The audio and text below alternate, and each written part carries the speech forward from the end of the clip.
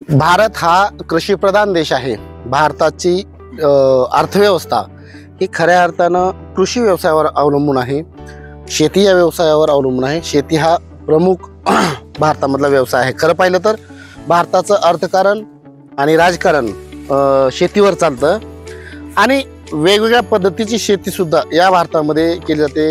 हंगामी केली जाते, तर कधी बागायती केली जाते, कधी कोरडवाहू केली जाते। शेतीचे वेगवेगळे प्रकार आहेत। ज्यांच्याकडे पाणी मुबलक प्रमाणात आहे ते पाण्यावर शेती करतात, त्याला आपण बागायती म्हणतो। ज्यांच्याकडे पाणीच नाही मुळात ते कोरडवाहू सुद्धा करतात। परंतु फळबाग शेती सुद्धा केली जाते। त्याचं एक मूर्तिमंत उदाहरण म्हणजे हरंगुळ खुर्द। लातूर तालुक्यातील हरंगुळ खुर्द एक छोटंसं गाव आहे। या गावामध्ये एक अवलिया आहे ज्यांचं वय फक्त आणि फक्त 72 वर्षे आहे। कदाचित तुम्हाला सुद्धा थोडं वेगळं वाटेल, परंतु त्यांचं वय फक्त 72 वर्षे का म्हणतोय की एखाद्या तरुणाला सुद्धा लाजवेल अशा पद्धतीचं त्यांचं कार्य आहे। आपण त्यांच्या कार्याचा आढावा आज घेणार आहोत। मी प्रसिद्ध विश्वंभर आंब्याची बाग जी आहे हरंगुळ खुर्दमध्ये या बागेमध्ये आलेलो आहे आणि आज खरं पाहिलं तर त्या अवलियाची भेट आपण घेणार आहोत। खऱ्या अर्थानं इथं वेगवेगळ्या आंब्याच्या व्हरायटीज त्यांनी उपलब्ध केलेल्या आहेत आणि स्वतः ते वेगवेगळे आंब्याच्या जाती इथं कलमाच्या द्वारे निर्माण करतात। त्यांनी स्वतः एक आंब्याची जात सुद्धा इथं तयार केलेली आहे आणि त्यांच्या अनेक जाती प्रसिद्ध सुद्धा आहेत। खरं पाहिलं तर यांच्या या शेतीची जी संकल्पना आहे मुळात वेगळी आहे आणि त्याचं कौतुक लातूर जिल्ह्याचे जिल्हाधिकारी जी श्रीकांत यांनी सुद्धा केलेलं आहे। त्यानंतर पृथ्वीराज यांनी सुद्धा केलेला आहे। तर अब्दुल कलाम देशाचे आपले राष्ट्रपती APJ अब्दुल कलाम यांनी सुद्धा यांच्या आंबा शेतीची नव्हे तर आंब्याच्या फळांची इतकी प्रशंसा केलेली आहे की खऱ्या अर्थानं त्यांचं कष्ट आणि जिद्द खरं तर या डेव्हलपमेंटच्या पाठीमागे आहे असं म्हणता येईल। आपल्यासोबत आता दस्तूर खुद्द प्रकाशजी झुंजे पाटील आहेत। सर नमस्कार। नमस्कार। आज आपण यांच्या प्रसिद्ध विश्वंभर आंबा बागेमध्ये आलेलो आहोत। सर्वप्रथम तुम्हाला माझा पहिला प्रश्न असा आहे की आपलं शिक्षण काय? माझं BA सेकंड इयर झालेलं आहे शिक्षण। कोणत्या वर्षी झाले? आता त्याला बरेच 1973 74 ला 72 ते 73 मध्ये। बर, एखादी कृषी पदवी किंवा कृषीचा डिप्लोमा वगैरे आपण केलाय का? तसं कृषीचा डिप्लोमा वगैरे असं नाही आहे, पण प्रशिक्षण वगैरे नंतर असं घेऊन काही केलेलं नाही। पण मला पूर्वीपासून आवड असल्यामुळे मी प्रत्येक क्षेत्रात अगदी बारकाईनं वेगवेगळे प्रयोग केले। बर, पाटील साहेब, आज ही आंब्याची इतकी सुंदर बाग आपली भरलेली आहे। खरं पाहिलं तर आपल्या वडिलांचा वारसाही आणि वडिलांचा आशीर्वाद सुद्धा आपल्या पाठीमागे आहेत। आपण वडिलांच्या नावानं एक जात आंब्याची तयार केली कलमांच्या द्वारे। मला वाटतं हाच तो विश्वंभर आंबा। जवळपास आपण पाहू शकता माझ्या हातामध्ये 1 किलोपर्यंत या विश्वंभर आंब्याचं वजन आहे आणि जवळपास आपण पाहू शकता 1 ते 1.25 किलोपर्यंत एक आंब्याचं वजन आहे। तर यांनी स्वतः सांगितले 3 किलोपर्यंत सुद्धा आंब्याचं वजन हे जाऊ शकतं, फक्त वातावरण थोडंसं व्यवस्थित नसल्यामुळं आता 1-1.5 किलोपर्यंत एक आंबा गेला। आपण पाहू शकता इतका मोठा आंबा ही जात स्वतः ह्यांनी डेव्हलप केली। पाटील साहेब, मला एक सांगा, ही आंब्याची जात आपण कलमांच्या द्वारे डेव्हलप केली, नेमकं हे तुम्हाला संकल्पना कुठून सुचली किंवा हे ज्ञान कसं तुम्हाला अवगत झालं की असा आंबा आपल्याला तयार करायचं आहे? कसं आहे, हे कलमाद्वारे नाही केलेलं। हां, हे आज जवळपास 100 वर्षापूर्वी माझ्या वडिलांनी एक अज्ञात इसम रस्त्यानं जात होता। माझे वडील फार धार्मिक वृत्तीचे होते। बर, आणि त्याच्यानंतर त्यांनी दिला, पाटील साहेब आम खाओ मेरा नाम निकलिंगा असं शब्द वापरले। त्याच्यानंतर बऱ्याच काळात त्यांनी कोरडवाहूची जमीन होती 2-3 ते 3 किलोमीटरवर इकडे पाण्याची कुठलीच विहीर वगैरे व्यवस्था नव्हती. त्यांनी असं लावलेलं झाड होतं, त्याला एक खळभर कुपाटी म्हणतो ना आपण, त्याप्रमाणे कुपाटी केली होती. झाड मोठे झाले होते, पण पिकलेला आंबा कधीच आम्हाला खाण्यात आला नाही. काय कारण? राखण कुणी राहत नव्हतं ना शेतामध्ये. त्यावेळेस आमची विहीर वगैरे आमच्या काळामध्ये झाली, त्यावेळेस बेनारचे योजनेचे एक लोक आले होते आणि त्यांनी म्हणले, पाटील हे प्रदर्शनला न्यावं का? काही हरकत नाही न्या म्हणून. त्यांनी प्रदर्शनला लखनौच्या अखिल भारतीय प्रदर्शन लखनौला होतं, तिथं एक पारितोषिक मिळालं. आमची उत्सुकता जास्त वाढली. आम्ही कृषी अधिकाऱ्यांना म्हणलं किंवा भेटलं, साहेब हे आमचा आंबा खूप हायेस्ट विकतो किमतीनं, पण ह्याला काय म्हणायचं, ह्याची कुठली व्हरायटी आहे? मग ते म्हणल्यानंतर त्यांनी व्हेरिफिकेशन केलं, परभणी विद्यापीठाला पाठवलं आणि त्यांच्या यादीमध्ये हे गुणधर्माचा आंबा नव्हता. त्यांनी सांगितलं की पाटील साहेब हे या आंब्याचं इतर कुठेही नाही, तुम्ही कुठलंही स्पेशल नाव द्या आणि त्याचं नामकरण करा. हा पेटंट फक्त आपल्याकडेच आहे? आपल्याकडेच आहे, दुसरीकडे नाही. तर आम्ही म्हणलं आम्ही तर काही केलं नाही, एवढं वडिलांनी केले, मग वडिलाचंच नाव द्यावं म्हणून आमची इच्छा झाली आणि त्यावेळेस पासून आम्ही हे प्रसिद्ध झाला. नक्कीच. तर कुठलंही कार्य करत असताना धार्मिक भावना सुद्धा तितक्याच महत्वाच्या आहेत आणि त्या भावनेवर असणारं प्रेम, नितांत प्रेम, ते सुद्धा तितकंच महत्वाचं आहे. मला वाटतं आपल्या वडिलांचा तो पुतळा आहे तिथे. ठीक आहे पाटील साहेब, आपण ह्या आंब्याच्या बागेबरोबरच आपण वनौषधीचा सुद्धा छंद जोपासला. इथं अनेक दुर्मिळ वनौषधी आहेत. मी पूर्वीही आपल्या बागेला व्हिजिट दिलं होतं, भेट दिली होती, परंतु आता मुद्दामहून मी सांगू इच्छितो की वेगवेगळे औषधी आहेत. या मागची पार्श्वभूमी काय की तुम्हाला आंब्याबरोबर औषधी का करावीशी वाटली आणि कुठल्या कुठल्या औषधी वनस्पती आपल्या बागेमध्ये आहेत? एवढ्या वनस्पती आहेत, जवळपास 100 वनस्पती आहेत. आजच्या नवीन पिढीला शहरातल्या लोकांना गहू कुठं लागतो हे देखील माहित नाही मुलांना. बरोबर आहे. मग हे वेगवेगळ्या औषधी वनस्पती जे आहेत आणि हे सगळ्या आरोग्याच्या दृष्टिकोनातून महत्वाचे आहेत, म्हणून माझ्याकडे जवळ 70-80 औषधाची मी झाडं लावलेली आहेत. मग साधा आडुळशापासून घ्या, आडुळसा सिरप मिळते दवाखान्यात, परंतु आडुळशाच्याच पानं खाल्ल्यानंतर त्याच्यापेक्षा जास्त इफेक्ट होईल. एक म्हणजे सगळ्या वनस्पती जेवढ्या आहेत आणि शाळेच्या व्हिजिट किंवा विद्यार्थी येतात त्यांना नॉलेज द्यायचं, एवढाच उद्देश आहे की हे वनस्पती वेगवेगळ्या माहिती व्हायला पाहिजे. आता शिकीकाई शॅम्पू माहित आहे लोकांना, पण शिकीकाईची शेंग झाड माहित नाही. माझ्याकडे शिकीकाईची झाड आहेत. तुमचं ते हे काय आठवणा गेले ते इथं झाड आहे ना, तर अशी वेगवेगळी जी झाडं आहेत ती सगळी झाडं आहेत, त्याची इत्यभूत माहिती आम्ही येणाऱ्या लोकांना, विद्यार्थ्यांना देतो. एवढाच त्याचं नॉलेज सगळ्यांना राहावं एवढीच अपेक्षा आहे. मी कॅमेरामॅनला विनंती करतो, तिथं सुद्धा एक औषधी वनस्पतीच आहे. त्याचबरोबर आडुळसा नावाची जात इकडं आहे. इथं आपण आपल्या पाठीमागे जर पाहिलात तर आडुळसा आहे, तो लांब पानाचा आडुळसा आहे. ठीक आहे. तर वेगवेगळी औषधी सुद्धा आहेत. ॲलोवेरा सुद्धा आहे, म्हणजे त्याला आपण कोरफड म्हणतो. कोरफड सुद्धा, नागफणा, हे बघा इथं नागफणा आहे, तिथे नागफणा ते दाखवा सर. हे तिथं आहे बघा नागफणा. हा, ते बॅग आहे का ते बॅग? हा, नागफणा. अच्छा, निवडुंग टाईप.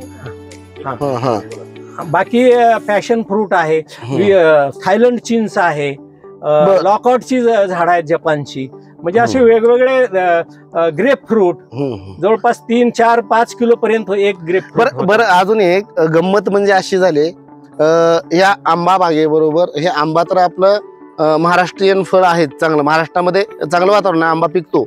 आंब्याबरोबर औषधी वनस्पती सुद्धा आपण जोपासलात. अजून एक मजेशीर गमतीशीर बाब म्हणजे आपण नुकतंच जे सफरचंद आहे, सफरचंदाचं सुद्धा रोप आपण आणलात आणि सफरचंदाचं रोप सुद्धा लागवड केलात. काय सांगाल याच्या पाठीमागची भूमिका काय आहे आणि तुम्हाला एवढा आत्मविश्वास कुठून आला की बाबा मी सफरचंद लावू शकतो आणि ते सफरचंद येऊ शकतात? काय सांगाल? किंवा सफरचंदाची लागवड केल्यानंतर सफरचंद लागले होते काय, याबाबत थोडंसं आम्हाला सविस्तर सांगा. कसं आहे, मी नेहमी नवीन काय निघतंय हे गुगलवर पाहत असतो. हरमन म्हणून एक शेतकरी आहेत ह्याची आपल्या काश्मीरकडले. हो. तर ते शेतकऱ्यांनी एक जात डेव्हलप केली की 40 डिग्री पर्यंत तापमान जरी असलं तर ते तिथं हे झाड येते, ऍपल येते. आणि त्यांनी दिल्लीला त्यांना राष्ट्रपतीनं पण सन्मानित केलेलं आहे. आणि त्यांनी त्या मोगल गार्डन मध्ये पण रोपं लावलेली आहेत त्या शेतकऱ्यांनी. आणि त्यांनी आता मोठा प्रसार करायचं हे ते वाचलं मी. आणि मला वाटलं की आपण बी तो प्रयोग करून पाहावा, म्हणून माझ्याकडे आता मी आणले होते थोडे जास्त, पण काही गेले झाड. माझ्याकडे 50 आता झाडं आहेत. गेल्या वर्षी मी ट्रायल मध्ये काही झाडाला फळं घेतली, चांगली फळं आली आणि माझी आणखीन हिंमत वाढली. बर, आता तुम्ही ऍपल सुद्धा लावलेले, सफरचंद चांगल्या प्रकारे आलेत सुद्धा. तुम्ही गेल्या वर्षी चांगली फळ धारणा सुद्धा झाली होती. आता तुम्ही ही जी शेती करताय, आता वय तुमचं 72 वर्ष आहे, तुम्हाला थकवा कंटाळा काही येत नाही का? बिलकुल नाहीये. कारण कसं आहे, सगळं आयुर्वेदिक असल्यामुळं आणि व्यायाम योगा असल्यामुळं दिवसभर माणूस फ्रेश राहतो. आणि माझ्या फॅमिलीतली सगळीच तशी आहेत. टोटल योगा मलखाम राष्ट्रीय लेवलचे सगळे आहेत.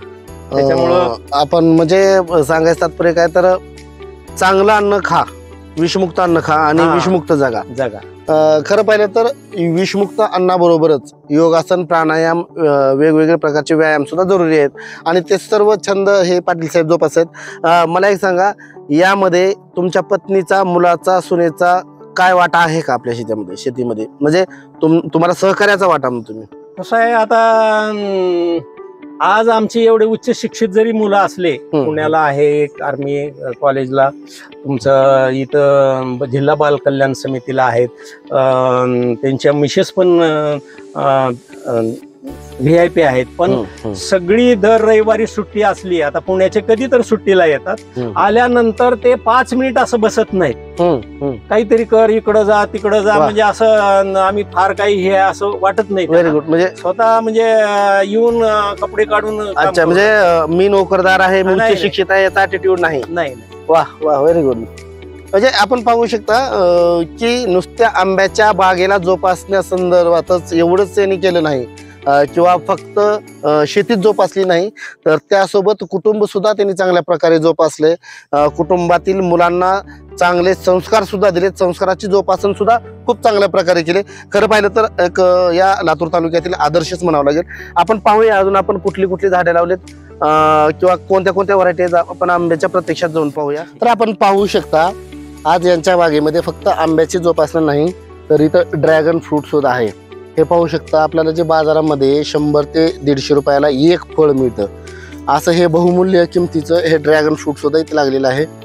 आणि जवळपास एका झाडाला पाटील साहेब किती फळं लागतात? 100-150 100 ते 150 फळ एका झाडाला लागतं. असे ड्रॅगनचे अनेक झाड सुद्धा यांनी लावलेले आहेत. आपण तिथं सुद्धा पाहू शकता पाठीमागं ड्रॅगनचं.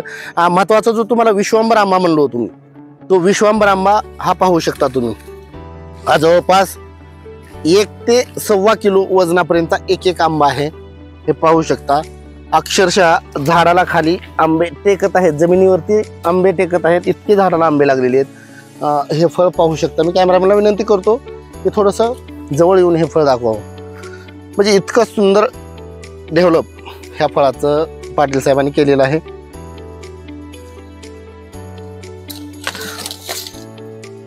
बरं, मला एक सांगा, आपण पाण्याचं नियोजन कसं केलं नेमकं या बागेसाठी? पाणी हा खूप महत्त्वाचा भाग आहे आणि मराठवाडा नेहमी दुष्काळग्रस्त म्हणून समजला जातो. तर या दुष्काळग्रस्त मराठवाड्यामध्ये पाण्याचं नियोजन कसं केलं आणि कशा पद्धतीने ह्या बागेचं संवर्धन केलं? कसं आहे, उन्हाळ्यामध्ये आम्ही ड्रीपद्वारे पाणी देतो. 1-2 वेळेस असं फ्लडनं पाणी देतो जास्त, त्याच्यानंतर फक्त ड्रीपनं देतो. म्हणजे ठिबक सिंचनाचा जर वापर केला तर पाण्याची बचत होऊ शकते, पाण्याचं बाष्पीभवन होणार नाही आणि अवैध पाणी इतरत्र जाणार नाही. ठिबक सिंचनचा वापर करावा, हाही एक बहुमूल्य संदेश आपल्याला यामधून देता येईल. पाटील साहेब, ही जी व्हरायटी आहे ही नेमकं कोणती व्हरायटी आहे? हे नीलम आहे. नीलम आहे. नीलम. आणि हे काला पहाड हे इथं आहे. हा काला पहाड. काला पहाड. बर. हे बदाम आहे. हा बदाम. बदाम वर दिसतो. ओके, हा बदाम. आपण पाहू शकता हे सफरचंदाचं झाड. गेल्या वर्षी मला वाटतं सफरचंदाला फळधारणा चांगली झाली होती.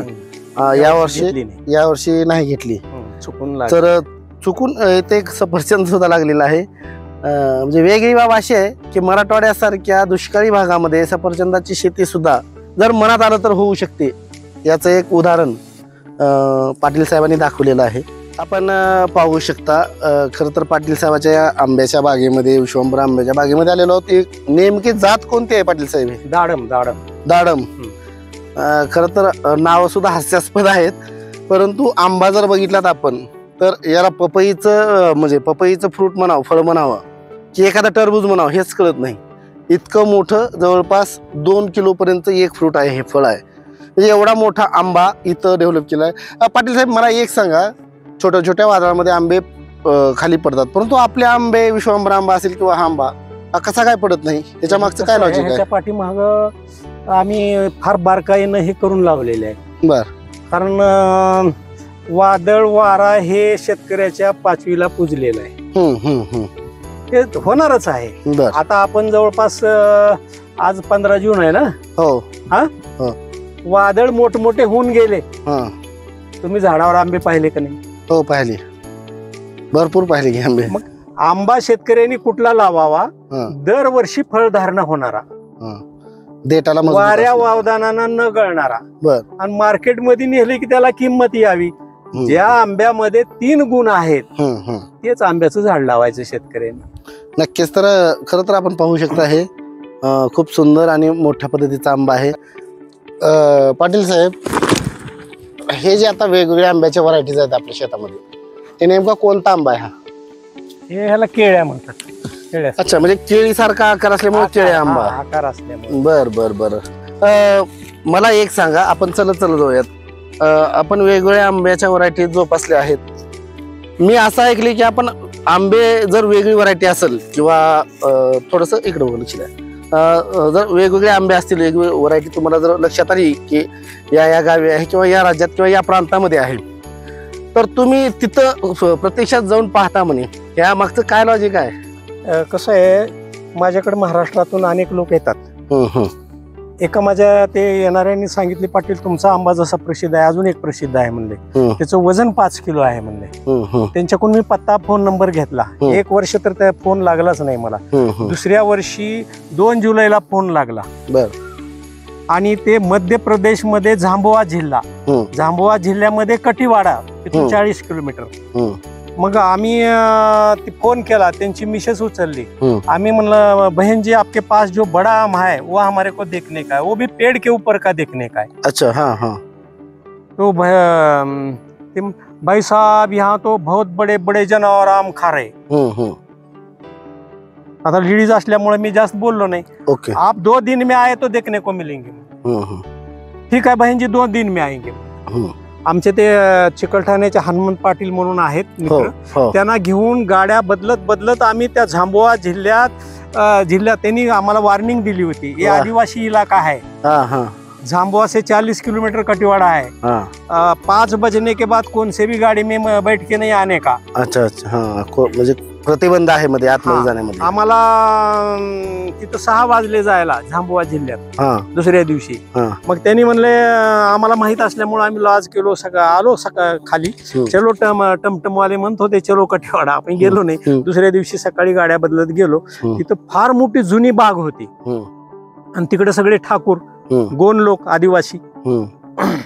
मग त्यांनी घराच्या समोर मोठलट बाग होती आणि शेतात राहतात ना ठाकूर. त्यांच्या मिसेसनं 5-25 खोडीचा टाकून ठेवल्या होता, किती जण येणार आहेत. आम्ही बसलो. झाडं तर उंच दिसले आम्हाला, फार उंच. मग त्यांनी पाणी आणून दिल्यानंतर, बहन जी पेड़ तो ऊपर दिख रहे, जनावर आम कैसा खाते जी? नाही भाई साहब, बहुत बड़े बड़े जनावर म्हणून असं हात केले. म्हणलं जनावर बोले तो क्या? बहुत बड़े बड़े. म्हणलं पक्षाला जनावर म्हणता का तुम्ही? हाँ म्हणले, यहाँ से हमारे यहाँ से गुजरात की 2000 किलोमीटर जंगल है बोले, और बहुत बड़े, आप उतने दूर से आ रहे बोल के 2 दिन से आदमी जलवा करके बिठाए म्हणले, देखो जाके. आम्ही जाऊन पाहिलं, आमचा क्षीण गेला सगळा. ते झाडावर 5-5 किलोचे आंबे. मग आम्ही ते घेतली, त्यांच्याकडे जेवण वगैरे केलं. त्यांनी आम्हाला तिथून 1-2 किलोमीटर मोटरसायकलवर आणून सोडलं. सोडल्यानंतर आम्ही आलो इथं. आल्यानंतर इथं कृषीच्या विद्यापीठामध्ये मेळावा होता. आम्हाला सारखा अधिकाऱ्याचा फोन. मी म्हणलं आता मी गावाला येत नाही. नाही डवले साहेब आहेत, ते त्र्यंबकदास झेवर आहे, तुम्ही यावं लागतंय. एकनाथ डवले. ओके ठीक आहे म्हणलं. एक आंबा मी गाडीत टाकला आणि गेलो. डवले साहेबाच्या कानात सांगितलं, साहेब मी एक आंब्याची व्हरायटी आणल्या, 5 किलो वजन आहे. अरे बापरे. म्हणजे तिथून कटिवाड्याहून तुम्ही तो आंबा आणला होता. कुठं आहे म्हणले, आहे गाडीत. म्हणला मागवा म्हणले. डवले साहेबांनी त्या मेळाव्यामध्ये असा हातात धरून दाखवला होता. वा. डवले साहेब म्हणजे एकनाथ डवले, जे आपल्या इथं लातूरला जिल्हाधिकारी म्हणून होते. आज ते सचिव पदापर्यंत गेलेले आहेत मंत्रालयामध्ये. असो, म्हणजे वेगवेगळ्या अधिकाऱ्यांनी सुद्धा यांच्या आंब्याची, यांच्या जिद्दीची आणि यांच्या चिकाटीची प्रशंसा केलेली आहे. आपण इतक्या वेळ झाला, जवळपास 2 तासापासून आपण या विश्वंभर आंब्याच्या बागेमध्ये फिरतोय. पाटील साहेबांनी आपल्याला ही आंब्याची बाग तर दाखवलीच, यासोबतच औषधी वनस्पती, वेगवेगळे फ्रुट्स, ड्रॅगन फ्रूट असेल किंवा अंजीर असेल, असे वेगवेगळे झाड दाखवले. त्याचबरोबर ह्यांनी नाविन्यपूर्ण असं सफरचंदाची शेती सुद्धा केलेली आहे, म्हणजे प्रायोगिक तत्वावर केलेली आहे. सध्या एक 25-30 रोपं यांनी लावलेले आहेत, त्याला सफरचंद सुद्धा लागलेत, भविष्यात करतील सुद्धा. शेवटी यांच्या विनंतीवरून एका आंब्याच्या झाडाजवळ आलो. पाटील सर, नेमके आता हा आंबा कोणता आहे, याची जात काय नाव याचं? या आंब्याला गद्दे मारू म्हणतात. गद्दे मारू म्हणजे गाढवाला मारणे. ते कसं असतं, आंब्याची नावं कसे पडतात? मग कसे पडले नेमकं गद्दे मारू नाव कसं काय दिलेला? एखादा शेप्याचा जर श्वास आला, आपण शेपे आंबा म्हणतो. पिवळा दिसला तर हळदे आंबा म्हणतो. म्हणजे असं हे काय आहे, पूर्वीच्या जमान्यामध्ये, म्हणजे पूर्वीच्या ह्याच्यामध्ये फार मोठं झाड होतं. 40 फूट हाईट होती त्या झाडाची, उंची असणार झाड आंब्याची. आणि मोठं वारं वावदान आलं आणि ह्या आंब्याची साईज सरासरी 1 किलोच्या पुढे आहे. बर. जवळपास 1 किलोच्या पुढे आंबा. मग कसं आहे, आसरा काही नसतो.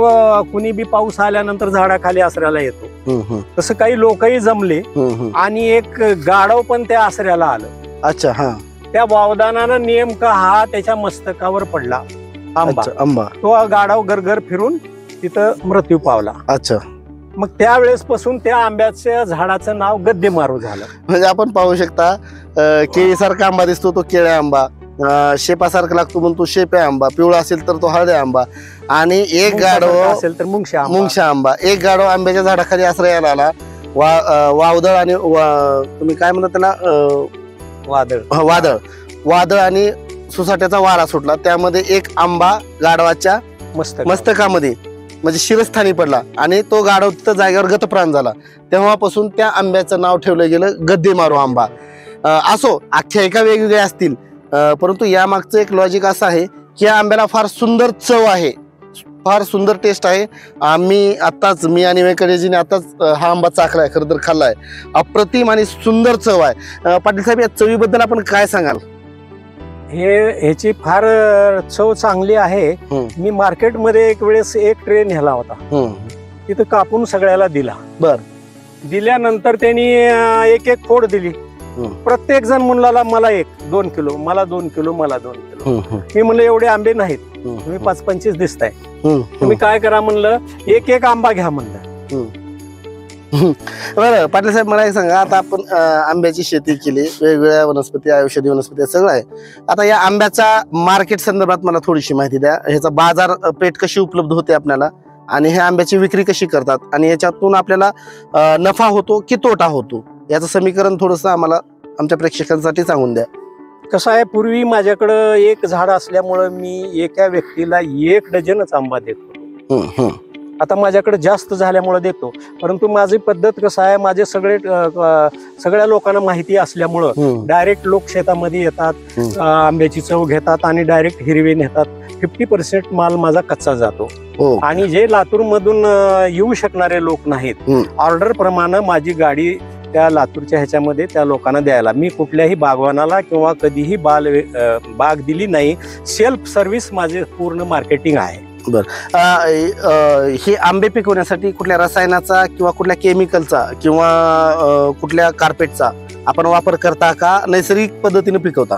हे कसं आहे, सगळं जैविक पद्धतीनं, म्हणजे झाडाला आम्ही कधी रासायनिक खत देखील टाकत नाही. आणि सगळे विशेष काहीच नाही, पाचट टाकून द्यायचं आणि त्याच्यावर हे टाकून आंबे टाकून पाचट टाकलं. एक काही जातीच्या 4-5 दिवसात पिकतात, काही जातीला 7-8 दिवस लागतात. अशा पद्धतीनं पिकलेले असतात. म्हणून माझं एवढं आज एवढी झाडं आहेत, एवढे आंबे आहेत, सगळी डायरेक्ट सगळे कॉन्टॅक्टनंच आंबे जातात. त्याच्यामुळं तेवढं काही मार्केटिंगचा मला आतापर्यंत काही प्रश्न आला नाही, त्रास आला नाही. बरं, मला एक शेवटचा प्रश्न सांगा, याच्यामधून आपल्याला नफा होतो का? भरपूर नफा होतो. सांगायचं तात्पर्य काय, तर शेती वेगळ्या पद्धतीनं आधुनिक पद्धतीनं जर केली तर नफा होतो, फायदा होतो. आता मला एक शेवटचा प्रश्न आपण घेऊयात. या सगळ्या माध्यमातून आज आपण सगळं इथं सविस्तर चर्चा केलात, आमच्याशी गप्पा मारलात, आपल्या नाविन्यपूर्ण जो आपला आंब्याचा प्रकल्प आहे तो, आंब्याची बाग कशी डेव्हलप केली याबद्दल सुद्धा माहिती दिलात. मला एक सांगा, मराठवाड्यामध्ये जे शेतकरी आत्महत्या करत आहेत त्या शेतकऱ्यांबद्दल आपण काय संदेश द्याल या माध्यमातून, आमच्या चॅनलच्या माध्यमातून त्या शेतकऱ्यांना काय सांगाल आपण? शेतकऱ्यांनी फार काळजीपूर्वक कुठलंही लावायची गोष्ट कुणावर विश्वास ठेवून नाही, प्रत्यक्ष बघूनच काही करायचं असलं अनुभव घेऊनच करायला पाहिजे, पहिला मुद्दा.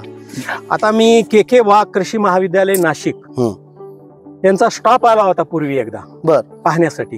हो, मग त्यांनी इथून त्यावेळेस पाड लागली होती पण पिकलेली नव्हती. त्यांनी काही आंबे घेऊन गेले, काही रोपं नेलते. कृषी महाविद्यालय हे नाशिकचे.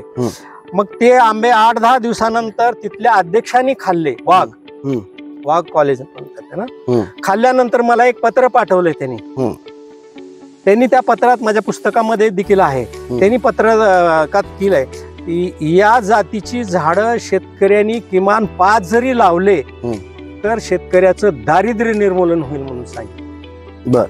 म्हणजे एवढं वर्णन केलंय त्यासाठी शेतकऱ्यांनी नेहमी कुठलंही काही करायचं असलं तर त्याचा अभ्यास करून लावलं तर पश्चाताप येत नाही. अच्छा, म्हणजे बाजारामध्ये काय विकतंय ते आपण पिकवलं पाहिजे, काय विकते याचा विचार शेतकऱ्यांनी जरूर केला पाहिजे. मगाशी तुम्ही म्हणल्यासारखं की आता मी आंबा लावलाय म्हणजे आंब्याचं देठ कसं आहे, आंबा चवीला कसा आहे आणि तो दीर्घकाळ टिकतो का, या सर्व बाबीचा विचार केला. तर शेतकऱ्यांनी शेती करत असताना आधुनिक पद्धतीचा अवलंब करावा. शेजाऱ्यांनी काय लावले किंवा त्या माणसाने काय लावले किंवा त्या पलीकडच्या शेतकऱ्यांनी काय लावले याचा सारासार विचार न करता स्वतःच्या मनाने अभ्यासू वृत्ती धारण करून खरं तर शेती केली पाहिजे आणि कुठल्याही शेतकऱ्यांनी आत्महत्या करू नये असं यांचं मत आहे. जर तुम्हाला तुमच्याकडं कोणी अशी नाविन्यपूर्ण शेती करत असेल किंवा एखादा उपक्रम करत असेल तर आमच्या चॅनलला तुम्ही कळवा, जेणेकरून तुमचीही प्रसिद्धी आम्ही या माध्यमातून देऊ. त्याचबरोबर तुम्हाला हा जर विश्वंभर आंबा, प्रसिद्ध विश्वंभर आंबा, आज बरेच आंबे इथं चवदार, मधुर, रसाळ आणि खूप अत्यंत चांगल्या प्रतीची, अत्यंत चांगल्या दर्जाची आंबे आहेत, फळं आहेत. ही जर फळं तुम्हाला पाहिजे असेल तर मी खाली स्क्रीनच्या खाली प्रकाशजी झुंजे पाटील यांचा नंबर मी दिलेला आहे, त्या नंबरवरती संपर्क करा आणि ते आंबे तुम्ही यांना फोन करून प्रत्यक्षात मागू शकता. वेगवेगळ्या शाळांना, वेगवेगळ्या कॉलेजेसना सहलीसाठी किंवा व्हिजिटसाठी यायचं असेल तरी सुद्धा मी प्रकाशजी झुंजे पाटील यांचा नंबर खाली स्क्रीनवरती शेअर केलाय, त्या नंबरवरती तुम्ही संपर्क करू शकता. आता आपण एका वेगळ्या फ्रूट जवळ, फळाजवळ आलेलो आहोत. हे मला वाटते देशी आहे का परदेशी आहे मला माहिती नाही, पण सविस्तर माहिती यांच्याकडनं घेणारच आहोत. पाटील साहेब, काय सांगाल, हे कोणतं फळ आहे आणि हे इतकं मोठं एखाद्या मला वाटतं छोट्याशा घागरी इतकं फळ आहे, नेमकं हे फळ काय नाव आहे, याचा उपयोग काय आणि हे कसं खाल्लं जातं याबद्दल थोडक्यात माहिती सांगा. हे ग्रेप फ्रूट म्हणतात ह्याला आणि किंवा हे बाहेर देशातलं आहे मूळ. आपल्या इकडं पश्चिम महाराष्ट्र, आपलं कोकण साईडमध्ये काही शेतकऱ्यांनी ह्याची थोडी लागवड केलेली आहे, वगैरे साईडला, पण हे मूळ बाहेर देशाचं फळ आहे आणि फार औषधी फळ आहे. हे सरासरी वजन ह्याचं 2-1.5 किलोपासून 4-4.5-5 किलोपर्यंत एका फळाचं वजन होतं. हे संत्रा मोसंबीच्या जातीमध्ये मोडलं जातं आणि ह्याला औषधी उपयोग आहे त्याचं. हे आपल्या सगळ्या शरीरातल्या रक्तवाहिन्या वगैरे आहे ते शुद्ध करतं. पोटाचे विकार ह्याच्यामुळे हे होतात आणि किडनी स्टोनसाठी तर फार जालिम आहे हे. कसलाही स्टोन असला तर पाण्यासारखा विरघळून जाऊ शकतो हे खाल्ल्यानंतर. अच्छा, ब्लड सर्क्युलेशन जे आहे ते ब्लड सर्क्युलेशन सुद्धा उत्तमरित्या हे करतं आणि जे आपल्या शरीरातील धमन्या आहेत, नसा आहेत, मोकळ्या त्या मोकळ्या होतात. मग थोडक्यात हार्ट अटॅक वगैरे असे जे आजार आहेत येणार नाही. हे नेहमी खाल्ल्यानंतर हे अटॅक वगैरे येणार नाही. येणार नाही. याचे दुष्परिणाम काय आहेत का? दुष्परिणाम ह्याचे नाहीत, सगळे फायदेच आहेत. फायदेच आहेत. बरं, हे जर फळ कुणाला लावायचं असेल किंवा याचं जर रोप पाहिजे असेल तर ते आपल्याकडे उपलब्ध आहे का? रोप उपलब्ध करून देऊ ना लावण्यासाठी, बरं. काही अडचण नाही. खरं तर हे ग्रेप फ्रूट म्हणजे आपण पाहू शकता, हे जवळपास आता सध्या माझ्या हातामध्ये 4 किलोपर्यंत वजन आहे. 3-3.5 किलो तरी वजन आहे अंदाजे. परंतु याच्याही पेक्षा मोठं हे फळ होतं आणि याचा मुख्य उपयोग म्हणजे कॅन्सर असेल, हार्ट अटॅक असेल, वेगवेगळे आजार असतील तर ते आजारसुद्धा दूर होतात असं यांचं म्हणणं आहे. हे खरं तर हे फळ विदेशी आहे आणि या फळाचे जर रोपं पाहिजे असतील, या फळांची झाडं जर पाहिजे असेल तर जरूर आम्ही खाली स्क्रीनवरती नंबर दिलेला आहे प्रकाशजी झुंजे पाटील यांचा, तुम्ही त्याच्यावर संपर्क साधू शकता. आणि आपण जर नवनवीन वेगवेगळ्या पद्धतीची शेती करत असाल तर त्याही शेतीची आम्ही निःशुल्क पद्धतीने प्रसिद्धी देऊ. त्यासाठी आमच्या चॅनलशी संपर्क करा.